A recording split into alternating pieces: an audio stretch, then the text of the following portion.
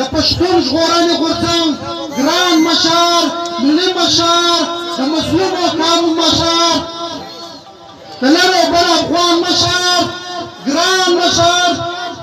منظور پښتون ته خواست کوو چې راشي تاسو خپله وینا وکړي ملي مشر منظور احمد پښتون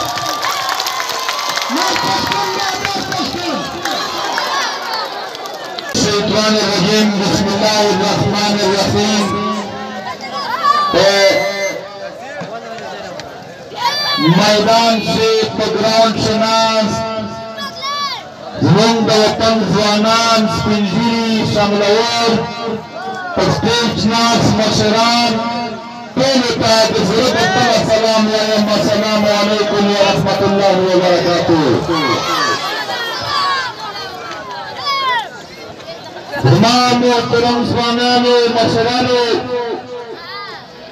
یو کام یو کام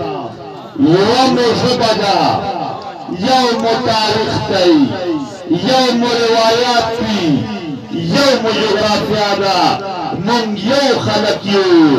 خو احساس مو بېل شوی دی خو فکر مو تقسیم شوی دی نن پښتانه خپل وجود نه لري لوی کام آباد دی په شمېر کې ډېر لوی دی خو د یو بل احساس ختم شوی دی دا کام دا پښتانه چې تر څو ملي احساس نه ولري تر هغې به دوی شتمن نه شي ښه به نه شي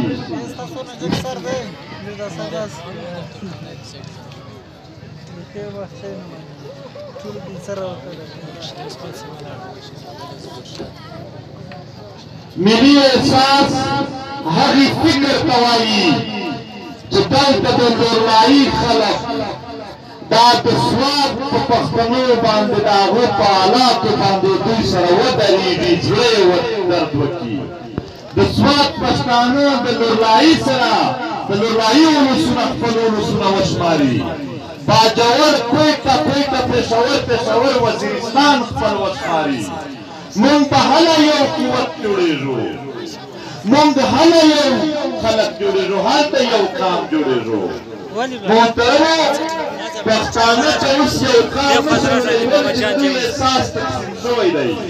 د دوی فکر تقسیم شوی دی نن د لورلایي او د چمن او د کویټه د پېښور وزیرستان خلک د یو بل سره هېڅ رشته نه لري دوی مات شوي دي یو مات وجود نه د ځان مسلې حل کولی شي نه د دشمن نه ځان ژغورلی شي نن ته وګوره ستا وجود په خطره کښې دی څومره خلک لاپته افراد دي ورک دي د خپل کورونو نه څومره خلک یې ووژل په مختلف شکلونو کې یې ووژل د دنیا د پراکسي جنګونو هره ډرامه ستا په خاوره لګیا ده هره ورځ پښتانه وژل کېږي مندیو ته ماشومان لاشونه مخکې کېږدي ولې کام متحد دی نه چې تحفظ یې وکړي او د تحفظ د بله یوه لار نشته هغه ادارې چې ستا د تحفظ په نام باندې درته ټیکسونه اخلي ټول ستا په مرګ کې ملوث دي هغه هېڅ تحفظ تاته نه غواړي او ستا به د دغې قام بل محافظ د دوی خپل قام و هغه قام هېڅ قامي وجود نه لري هغه په قبیلو کښې تقسیم دی چې خپل د کوم قبیلې او د خیل نه تعلق لري ټول نن غیرت او قامي احساس یې تر هغې قبیلې پورې محدود دی د هغې نه علاوه بله قبیله او بله علاقه پښتون ورته خپل ورور نه ښکاري نه د هغې په عزت خفه کېږي نه په دهشتګردۍ خفه کېږي په پارټیو تقسیم دي د خپله پارټۍ که څوک شهید شو سخت یې زړه پرې خفه وي مزاحمت هم کوي او پرې خفه وي خو که په بل ګوند کې څوک پښتون دی چې سل ځله یې څوک مړ کړي نه پرې خفه کېږي په طبقو تقسیم دي څوک وایي دا مذهبي طبقه ده څوک وایي دا قومپرست طبقه ده څوک وایي دا د وطن طبقه ده خان ملک دی او د یو بل سره بې انتها نفرتونه د هغو ټولو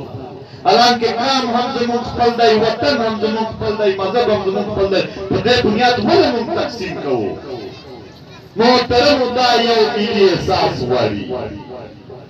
او پی ټي ایم په تېر شپږ کاله کې د دې ملي احساس لپاره کار کولو چې د نورلایي خلک د باجوړ په غم باندې خپل غمی ډول مانځي، د نورلایي په غمی باندې د خیبر او د وزیرستان خلک خپل غمی ډول مانځي، تر څو چې د قام د یو بل سره نه وي درېدلی، تر څو چې د قام د یو بل په غم نه وي غمجن شوی، د یو بل سره یې مشترکه مزاحمت نه وي جوړ کړی، تر هغه پره به داسې برباد هم وي، داسې بلاشونه هم پرته کوي او داسې به دا کمسله خلک دوی غلامان ساتي. پی ټي ایم د دې دپاره پنځه شپږ کاله خواري وکړه، نن یې څه نه څه نتیجې راغلي دي. نن زه او ته هم دغې پی ټي ایم سره رایو کړي یو، د مختلفو علاقو خلک دلته ناست دی، په یو ځای دا پی ټي ایم غواړي. محترمو پی ټي ایم په تېر شپږ کاله کې د هرې پارټۍ سره، د هرې قبیلې سره او د هرې علاقې سره او د هرې طبقې سره برابر په غم چې هر وخت درېدلی دی. دوی یې تقسیم کړي نه دي دا قام. د دې قام تر ټولو لوی ژغورنه د دوی اتحاد دی. واحد پی ټي ایم دی چې په یو اړخ هم دا قام نه تقسیموي. دوی په بخښنه سره که ګوند دی که تنظیم دی، څوک په قبیلوي بنیادونه دي، څوک په علاقایي بنیادونه دي، یو تقسیم ځنې جوړېږي. موږ د چا مخالفت نه کوو، ورکړو زنده‌باد، خو ملي احساس، ملي اتحاد پکار دی. محترمو دا قام د جوړته شوی و، دا د لاهور د سیالکوټ و فوجانو ته یې ټیټ سر یا جي سر کول، خو چې پی ټي ایم راغی دغې قام ته مزاحمت وشو او په عمل کې ورته ثابته کړه د هرې کیلې او په هر چیک پوسټ باندې په زور په ورغلو خپل قام ته یې جرأت وښوده چې راچک صدام دی دومره پیاوړی. نن پښتانه هغه پښتانه چې په تېرو وختونو کې دا ضلالت خوړلو، نن یې په مرۍ چې رانسي چې ظلم دې نه منم. پی ټي ایم د خپلې خاورې مسایل په ولسونو پېژندل، د یو ضلع او د بلې ضلع چې دوی د یو بل همدرد جوړ شي. دا قام د خپلو وسایلو نه نه و خبر، دا قام یې په خپلو وسایلو خبر کړ. محترمو ستا افراد ستا خلقو ته تحفظ نه و، هر څوک به چې مظلوم شو پی ټي ایم به په هغه ورځ د ده په کور کښېناستلو چې زه ستا سره ولاړ یم د ظالم خلاف. د دنیا هر طاقتور به هم چې د پښتون سره ظلم وکړ، پی ټي ایم به په هغه ورځ دغه کور ته ورسېده او د هغه مظلوم ملګرتیا به کوله. پی ټي ایم د ظلم مخالفت کوو، دا د پی ټي ایم اولنی پړاو و. د دغې ټولو احساسات چې راجمع کړي، ملي احساس، د قام د اتحاد احساس فکر، د قام د دننه د جرأت فکر، د قام د یو بل په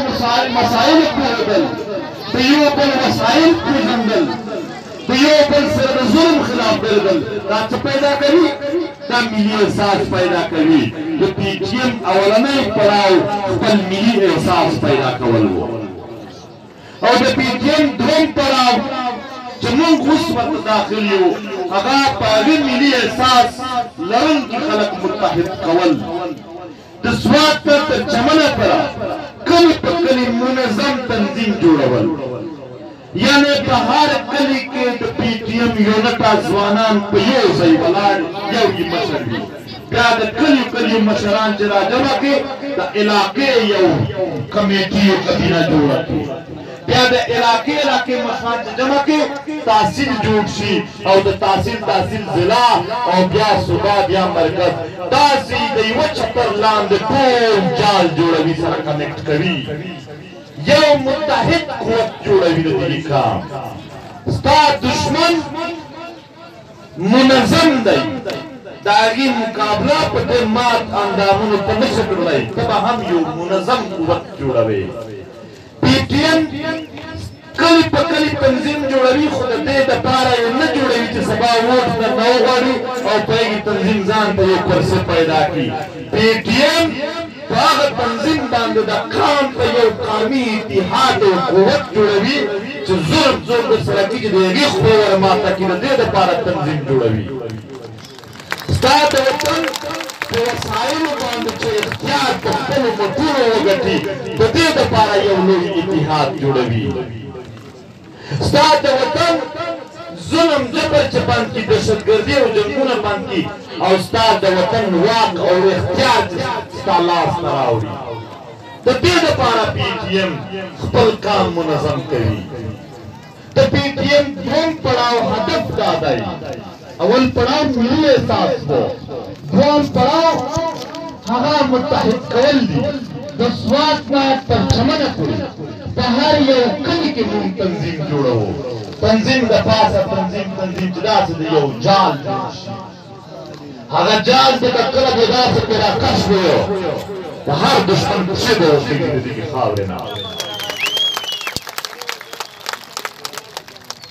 او درېیم پړاو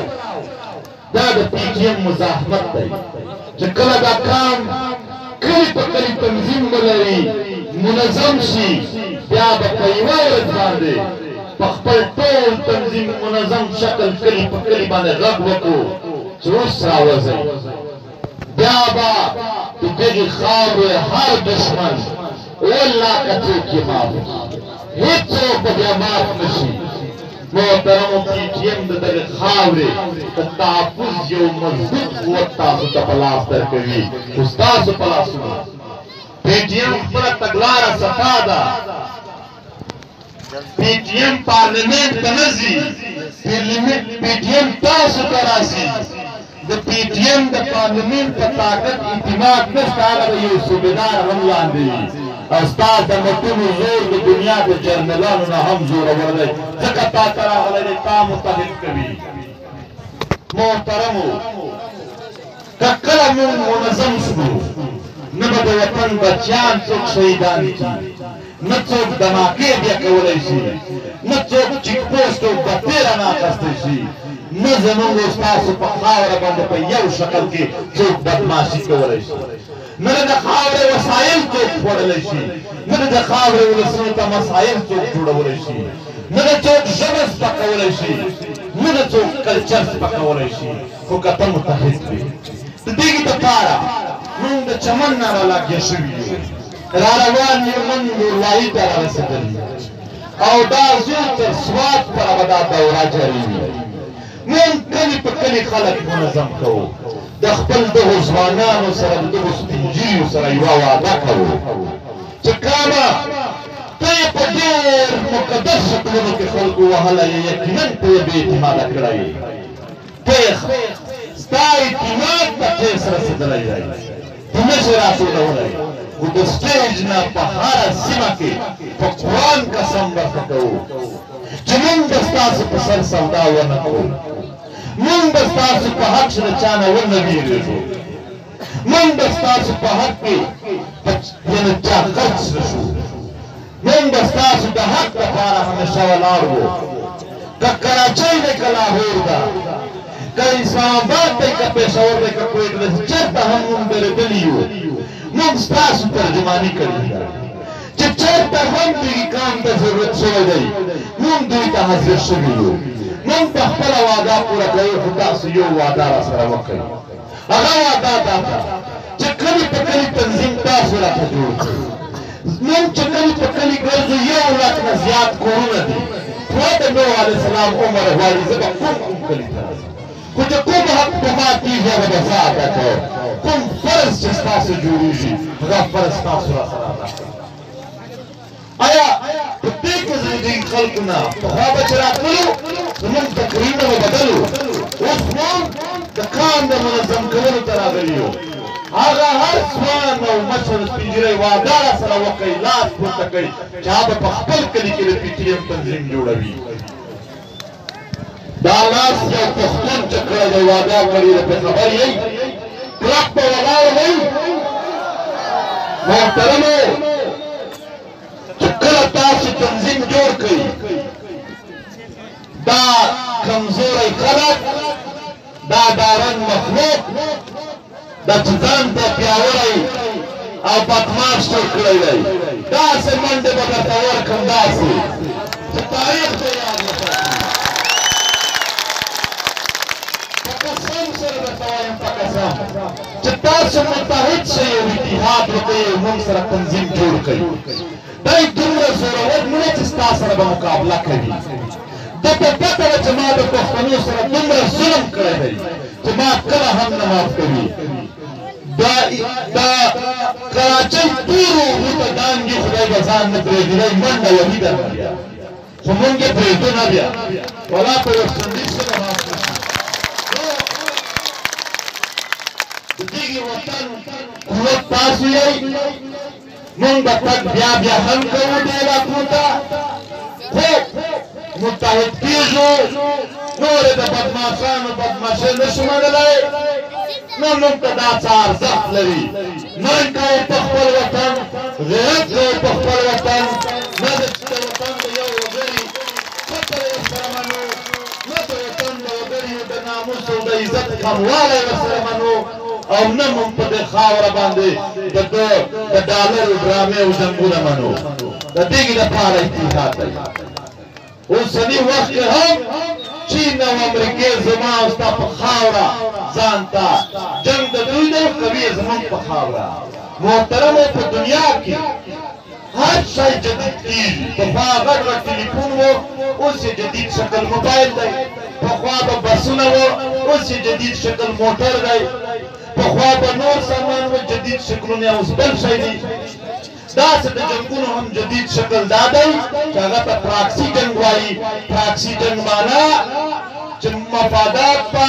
ستا وي خو خاوره او ولسونه به د بل وي زما او ستا په خاوره باندې اوس دنیا دا جنګونه کوي یو ځل د روس او د امریکې جنګ وشو اوس د چین او د امریکې کېږي په څه کېږي چین سیپک جوړول غواړي چې په دې خاوره باندې زه لارې وباسم او د دنیا د خپل کاروبار ورسره وکړم او خپل سامان خرڅ کړم امریکا غواړي چې که دی دا کاروبار دومره وسیع کړي بیا خو به زه سوپر پاور نه وم لہذا امریکا یې سیپک نه غواړي چین یې په زور تېرول غواړي او د دوی په منځ کې دا جنګ دی د پاکستان جنرالان څه کوي هغو دا منصوبه ده چې دوه وسلوال به جوړوي یو به مړوي چې کوم وسلوال مړ کړي هغه به د چین نه پیسې اخلي چې ستا سیپک ته خطره وه دا وګوره درته ونوسه او چې کوم خوا جوړ کړي هغه به د امریکې نه ډالر اخلي چې ستا سیپک نه دی خوښ ټوله ورته جوړ کړي دي دا وګوره دا فایرینګونه پرې کوي چې ستا منصوبه د امریکې نه به هم اخلي د چین نه به هم اخلي ستا که ولس دی که پولیس دی دا دواړه به وژل کېږي ستا به وینې تویېږي ستا به منډې پورې کېږي کونډې کېږي او دا خاوره به په وینو په ژړا کېږي او هر جرنیل چې ریټایر کېږي لکه باجوه 1200 روپۍ به له ځان سره وړي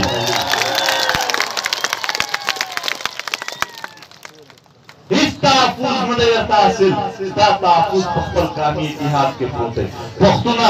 خدای د لویو زورورو سره مخامخ کړی یې ډېرې مسلې دي در سره خو خدای یو حل هم درته ښودلی دی چې ته خپل اتحاد وکړې او منظم شي دا اتحاد څه ښکر نه وي